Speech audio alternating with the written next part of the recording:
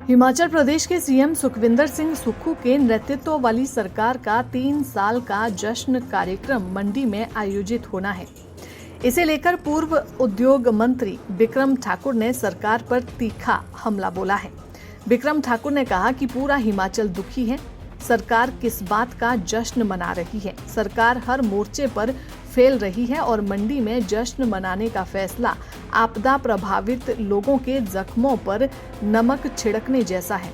उन्होंने राज्य सरकार पर बड़ा आरोप लगाते हुए कहा कि हिमाचल भ्रष्टाचार का अड्डा बन गया है और बड़े आकाओं को खुश करने के लिए धारा 118 के साथ छेड़छाड़ की जा रही है। पूर्व कैबिनेट मंत्री बिक्रम सिंह ठाकुर ने पूछा कि सरकार किस बात का जश्न मना रही है? पूरा हिमाचल दुखी है, कोई भी वर्ग सुखी नहीं है। महिलाओं, युवाओं, किसानों, बागवानों में हताशा है। कर्मचारी अपने हकों के लिए रोज आवाज उठा रहे हैं और पेंशनरों को समय पर पेंशन तक नहीं मिल रही। उन्होंने कहा कि 3 सालों का जश्न नहीं बल्कि मातम मनाना चाहिए, क्योंकि पूरे देश में अगर किसी राज्य की जग हसाई हो रही है तो वो हिमाचल है। मुझे इस बात का बहुत दुख है कि कांग्रेस की सरकार पिछले 3 वर्षों से हिमाचल प्रदेश में काम कर रही है और आज ये कहा जा रहा है 3 वर्ष का जश्न बहुत शीघ्र मनाया जाएगा। और ये जश्न किस बात का है? पूरा हिमाचल प्रदेश दुखी है। हम किसी भी वर्ग की बात करें, कोई भी वर्ग सुखी नहीं है। महिलाओं को गारंटियों के माध्यम से उनके साथ किस तरीके का व्यवहार हुआ है, नौजवानों को जिनको ये बोला गया कि 1 वर्ष के अंदर 1 लाख नौकरियां देंगे, वो उन नौकरियों का इंतजार कर रहा है। बागवान, किसान दुखी है। कोई भी वर्ग ऐसा नहीं है जो खुश हो।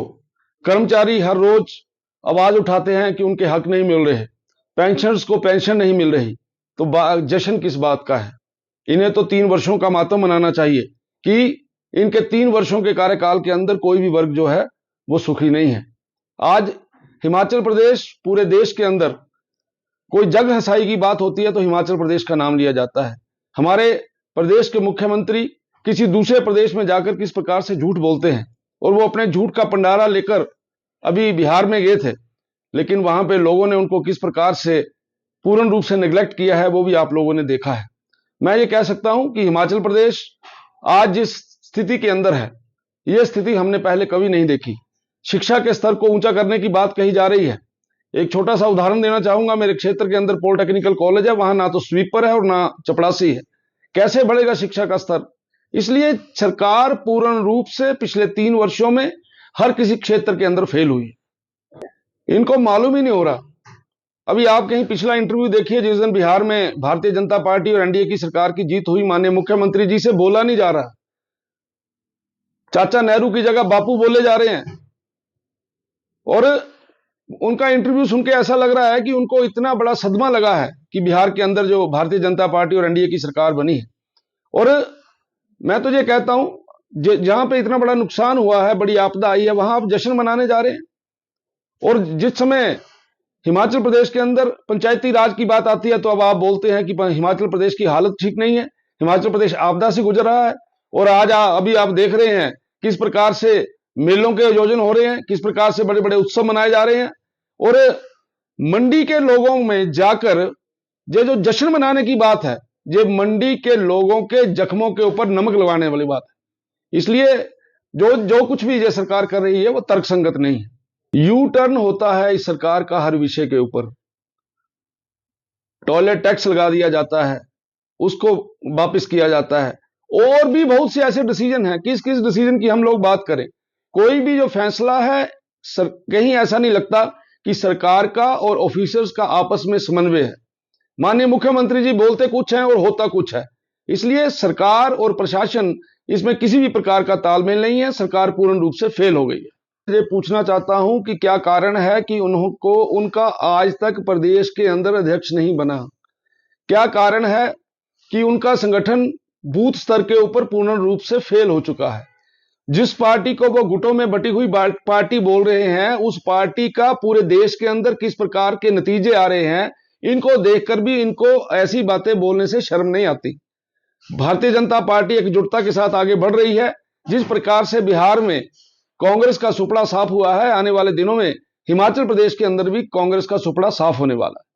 वही बात है जो 3 सालों के अंदर आपसी तालमेल का ना होना, मंत्री और मुख्यमंत्रियों की डायरेक्शन अलग होना, विधायकों के अंदर विश्वास की कमी का होना, और जो गुटों की बात जो हमारे बारे में बोलते हैं उस प्रकार के 5 नहीं, वहां 5 से कहीं ज्यादा गुट जो है वो देखने में कांग्रेस के नजर आते हैं। कांग्रेस इस समय हताशा में चल रही है।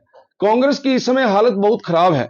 इसलिए कांग्रेस को संगठन के बारे में तो कोई पता ही नहीं लग रहा कि वो संगठन बनाएंगे तो कैसे बनाएंगे। इसलिए मुझे ऐसा लगता है कांग्रेस को अपनी नीतियों और अपने कार्यक्रमों के बारे में दोबारा से सोचना चाहिए, किस प्रकार से वो अपने आप को सर्वाइव कर सकते हैं, किस प्रकार से वो आगे बढ़ सकते हैं। आज तो हिमाचल प्रदेश भ्रष्टाचार का अड्डा बना हुआ है। आज कांगड़ा कोऑपरेटिव बैंक की बात करें तो कांगड़ा कोऑपरेटिव बैंक के अंदर किस प्रकार से घोटाले हो रहे हैं। कांगड़ा कोऑपरेटिव बैंक किस प्रकार से इस चुनाव के दिनों के अंदर महिलाओं के खाते में, जो महिला मंडल है उनके खाते में पैसे डाल रहा है। हर जगह के ऊपर घोटाले हैं। आज कोई भी बात जो है वो ठीक नहीं हो रही। धारा 118 के साथ छेड़छाड़ होने जा रही है। अपने बड़े बड़े आकाओं को, नेताओं को खुश करने के लिए 118 को छेड़ा जा रहा है। इंडस्ट्री यहां से जा रही है। बिजली की दर आज इतनी हो गई है जितनी पूरे हिंदुस्तान के अंदर नहीं है। इसलिए हिमाचल प्रदेश के अंदर कोई भी वर्ग खुश नहीं है। और हमारे पास हिमाचल प्रदेश के अंदर अगर नौजवान को कोई दिशा नजर आती है तो उसको इंडस्ट्री नजर आती है, क्योंकि हम सरकारी नौकरियां देने में सक्षम नहीं है। लेकिन आज इंडस्ट्री की कमर तोड़ दी है सुक्खू जी ने। इंडस्ट्रियलिस्ट बहुत ज्यादा परेशान है। यहां से इंडस्ट्रियां बड़ी संख्या में जहां से चली गई हैं, जो इंडस्ट्री यहां है भी वो भी अब अपनी फुल कैपेसिटी के ऊपर काम नहीं कर रही, केवल थोड़ा काम यहां पे कर रही है और बाकी सारे का सारा काम उन्होंने दूसरी जगह पे शिफ्ट कर दिया। दैनिक सवेरा के लिए शिमला से गजेंद्र शर्मा की रिपोर्ट।